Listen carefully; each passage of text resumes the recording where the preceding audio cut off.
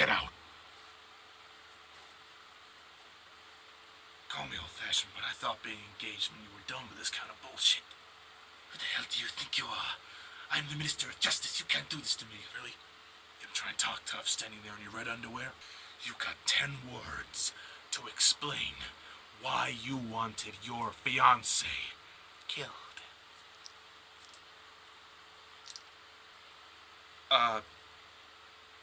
Because she was sleeping with my brother, and I don't like it. You're going through the window.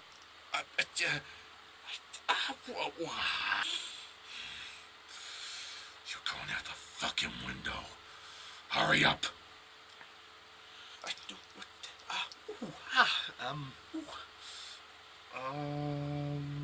Why did you want your fiancé killed by the Yakuza? Medical?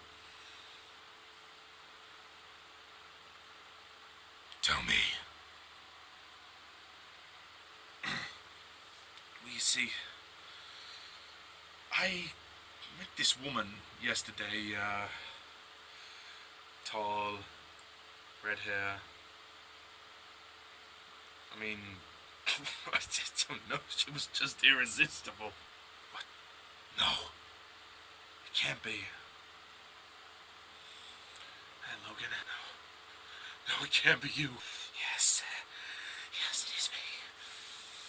But I watched you die. I killed you myself. He made me an offer I couldn't refuse. What did you do? What did you do? I unleashed a little fire in this situation.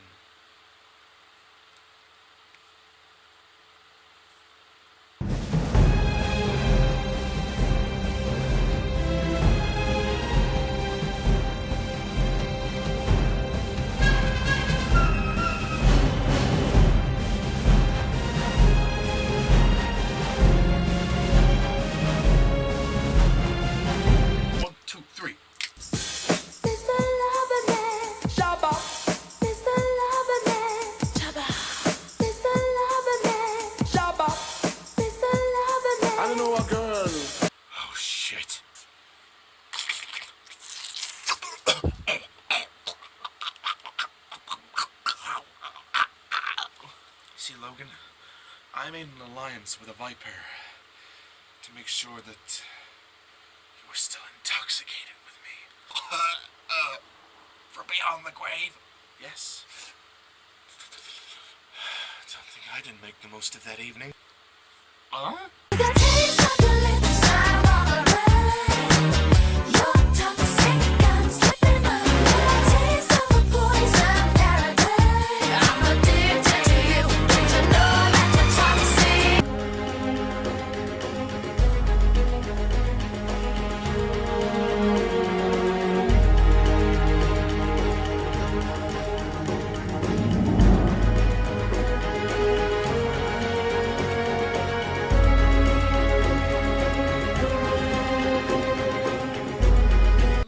X-Men fans, and welcome to my review of The Wolverine.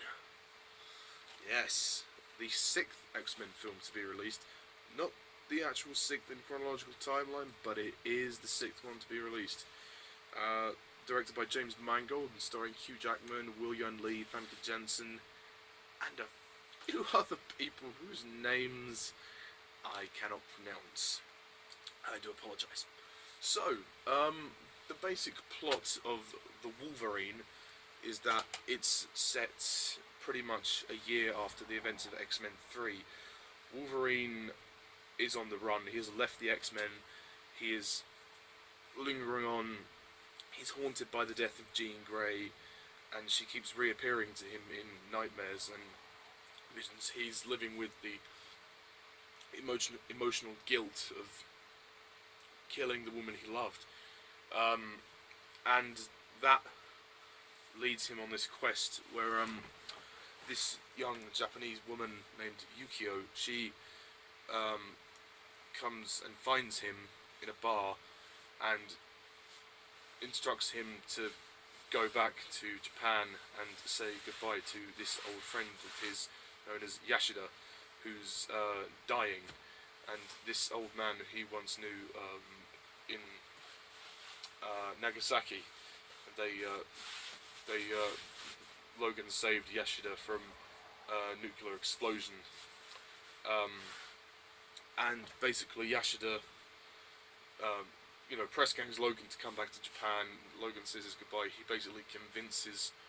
tries to convince Wolverine to give up his immortality, and he offers him the chance to live a normal life, because he's living with pain, he's lingering on, and then one evening this woman named Viper puts this little bug or something inside Wolverine which latches onto his heart, preventing him from healing, so taking away his healing powers. And then Yashida dies, well, supposedly, and then his funeral is attacked, and Wolverine then goes on a quest, and he's forced to protect Yashida's granddaughter Mariko, and they have to. But it basically goes on from there. Then they just discover the true sort of villains behind this. We discover, spoiler alert, Yashida is actually still alive, and he wanted to steal Logan's immortality to live a long, prosperous life. And yeah, that's kind of it, really. That's the Wolverine. Sorry it took a bit of time to explain that one. It's quite a big storyline. So, the Wolverine, how does it hold up? Is it any good? Yeah, I think so. I think it's good. This movie can be seen as many things. It can be seen as a solo Wolverine film. It can also be seen as part of the X-Men film series. But it could also be seen as just on its own, a standalone film, as well as the second Wolverine film. In my opinion, The Wolverine is a good film. It's not brilliant. It's not terrible. It's good. It's good. It's solid. It's good entertainment. So, yeah, I mean, first of all, let's start where it starts. Hugh Jackman's back in the role once again as Wolverine, and he is doing very well. He looks great in this film, and I love his character in this film. The ideas that they play with here are excellent. The fact that he's dealing with mortality this time. They're kind of reversing the formula of Wolverine. Giving him some mortality and giving him that physical, vulnerability. He's finally, because before, Wolverine is he's pretty much an indestructible character. It's very difficult to kill him. In this film, they put that to the test by taking away his immortality and making him mortal, which I think is admirable, and it does offer some perilous scenes and pretty intriguing insight as to how Wolverine deals with physical pain for the first time in his life. And I think it's an idea that was very well explored, and just for this one occasion, it was a nice twist on his character, and it was because there's not much in terms of the films. There wasn't much more they could have done really to develop his character. But yeah, that side is very interesting. I also like the fact that he's dealing with the loss of Jean. This film is pretty much X-Men 4. It's X-Men 4. It's pretty much a direct sequel to X-Men 3, The Last Stand, because of it's a continuation of that. The way we see Wolverine trying to let go of his love for Jean and the loss of her, and the fact that he's haunted by that is interesting. And Famke Janssen's brief sort of cameos in the film are quite good. I mean, she definitely adds a lot of the emotional drama for Wolverine. The fact that he's trying to get over the woman he loves. But I think this is kind of squandered by them having the love interest of the film, Mariko. I don't know who the actress is, so I can't quote her name. But I thought that was one of the weakest points of the film, having a love interest for Wolverine when he's trying to get over Jean Grey. Just seemed a bit unnecessary for me, and they didn't do much anyway. Like, I don't see the attraction between Wolverine and Mariko. I just don't see why. I just don't see how they really mix together. I don't see what they see in each other. To be honest, it's just one of those generic cases of Hollywood movies. They have to have some kind of romance with the protagonist and female lead. It's one of those things. The other problems lie in some of the other characters. The only character you really care about is Logan, Wolverine, because simply they don't even spend enough time developing the characters, which is a shame. Because I think then it would have elevated this movie even more so. I mean, there are interesting characters, but you never see them fully fleshed out. Yashida, he's okay, I guess, but he's barely in the film. I know they were trying to save the Silver Samurai to the end, but it didn't really feel like they built up to it. It didn't feel like that it was a build up that was necessary. Like, yeah, I suppose it was quite interesting to see him alive at the end, but you didn't feel any impact from that. You just thought, oh, well, it can't have been anybody else. There's no mystery to it. You just feel that the film has a slight weightlessness to it because of the lack of character development. You have Mariko's father, who's an absolute prick. The name escapes me, and there's no reason why he's a prick. Like, literally, they don't explain how he's such a prick, and, why he is the way he is. Yukio's quite well developed, actually. I like Yukio. She's a good character. She kicks ass, and her mutation is very complex and interesting, that she can foresee people's deaths. So kind of fortune teller-esque, but it's it's done very well. It's done tastefully. Again, Mariko, just her being the love interest, it just doesn't work. Like, it completely derails the point of the whole story, because Wolverine is trying to get over the loss of Jean Grey from X-Men 3, having killed her as well. Dealing with that torment as well. And it just completely derails any sense of drama. It's kind of like that was written by two different people. It's like one writer spitting in the face of another writer. It's like, and it's just like a generic Hollywood thing. All the two characters who are, spend time together, they have to be in love and have a little bit of a fling. It's not even developed. Like, they have a kiss, and then they have a kiss again at the end, and that's about it. Like, you don't see any sense of attraction between them whatsoever, and it's completely unnecessary, and it's completely, neglected. It's a neglected storyline. It doesn't go anywhere. I'm sorry, it's just a small thing to rant about. And this character, who's like this Archer guy, I don't know his name, and you never know which side he's on. 1 minute he's good, 1 minute he's bad, then he dies. You're like, well, fuck it, how am I supposed to care? Apparently he was like meant to be, promised to Mariko. Ultimately, at the end of the day, the supporting characters, you don't give a fuck about them, because they don't spend enough time to develop them. I failed to really invest in any of the side characters, simply because they just introduced who they are, and that's it. They focus on Logan. Then, because the side characters aren't really sort of well-known characters in terms of the Japanese saga, I suppose. They're not like, you wouldn't know about them unless you've read the comics, the Japanese saga of Wolverine. They just feel completely neglected here. Bar a couple of exceptions like Mariko and Yukio, who get more screen time than most. But that Archer guy, just no. you have Viper as well, who is pretty much a carbon copy of Poison Ivy. That's who she is. She's pretty much Poison Ivy, just for Marvel. But boy, does she rock that, you know, outfit at the end. I mean, the green outfit at the end. My goodness, that Viper is hot. She is very hot. But I mean, her acting's good as well. Don't get me wrong. Her performance is good.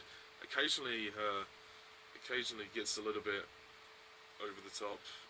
Like when she's like, "I'm sorry to interrupt." Like her accent gets a bit strange at points, and you fail. Like there's a scene where she interrogates this archer guy, and you fail to really see how she has any authoritative presence. That I felt wasn't really given, and you don't get her motivations as well. Like as a villainess, like you don't really understand what she wants to do, and is she actually working with Yashida, or is she just working on her own? It's never explained. They don't develop the characters. Apart from Wolverine and a couple of others. But I mean, the character development is a mess. But I mean, it's not as messy as like X-Men Origins Wolverine. It's much better than that. It's the best of the two Wolverine solo films we've got. But I mean, the characters aside, the film does offer some interesting drama, but you just fail to care about the drama, like the personal drama within the side characters, because there's not enough attention to detail there. There is with Logan's storyline, but with the other storylines, like, you know, Mariko's arranged marriage and, Yukio's, mistreated childhood, the whole time with like the family kind of thing, the Ashton family. You don't count. I mean, you don't know who's who either. You just don't know who's who. That's the thing. You don't know who's who. I don't know what to say. Like, it just confused me. However, the film does offer some great things. I first of all want to say that this is one of the most visually stunning X-Men films. This is magnificently shot. I think it's really well shot, and visually it looks amazing. Literally, whoever did the cinematography is fantastic. I mean, Japan itself is just a beautiful place to go. It's a brilliant setting. I mean, I'd love to actually go there one day and as a tourist and just see Japan. I mean, it would be brilliant. And just the ideas, just taking X-Men into another culture is interesting. I mean, it's 1,000 times more visually pleasing than X-Men Origins Wolverine. That film was a mess.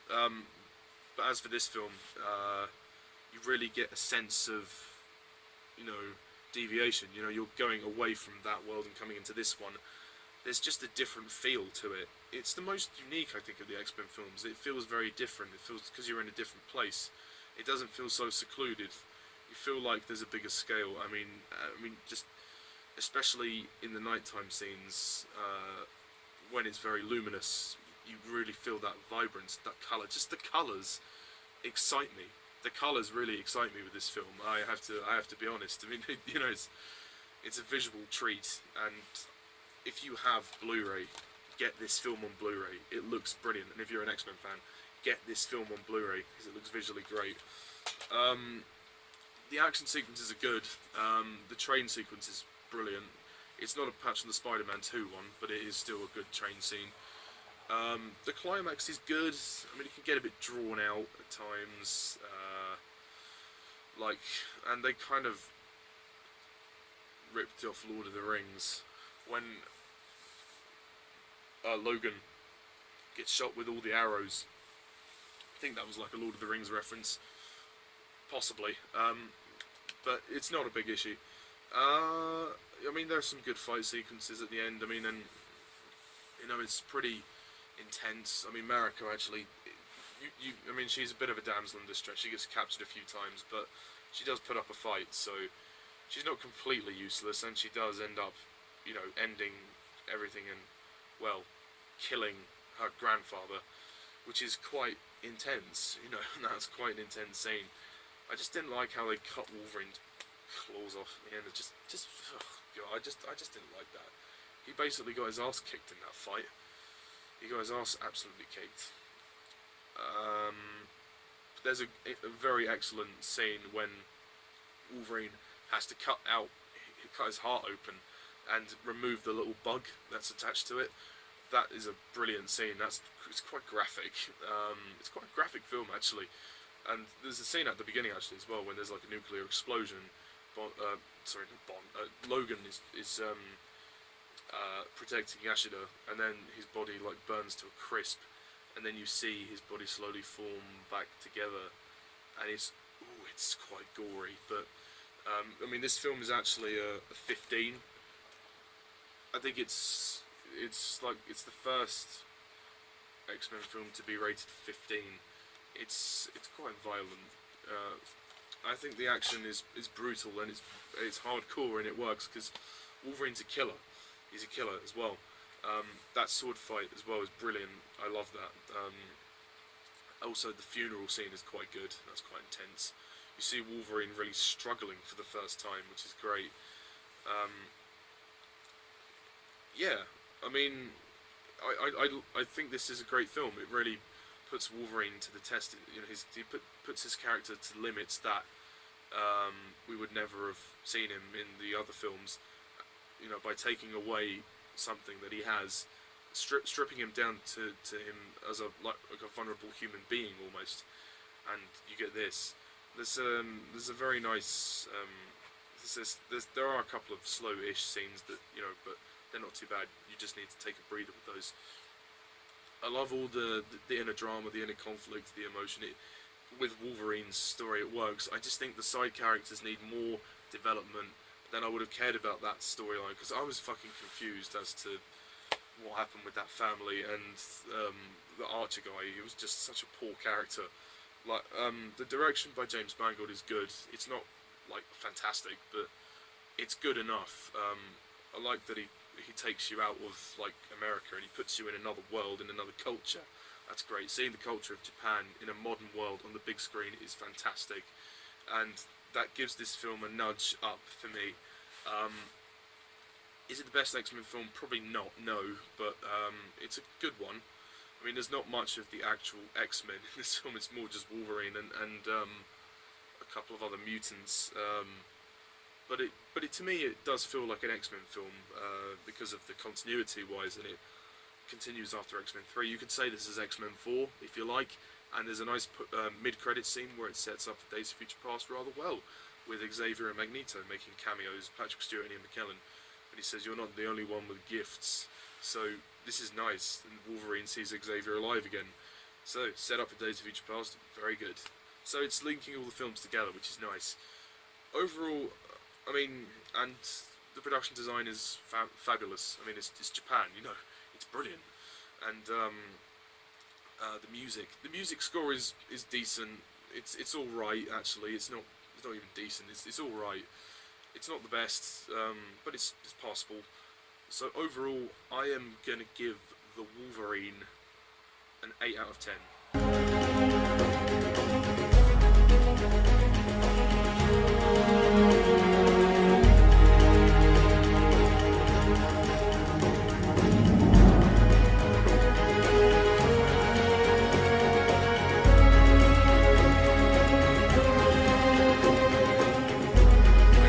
It deserves any more than that.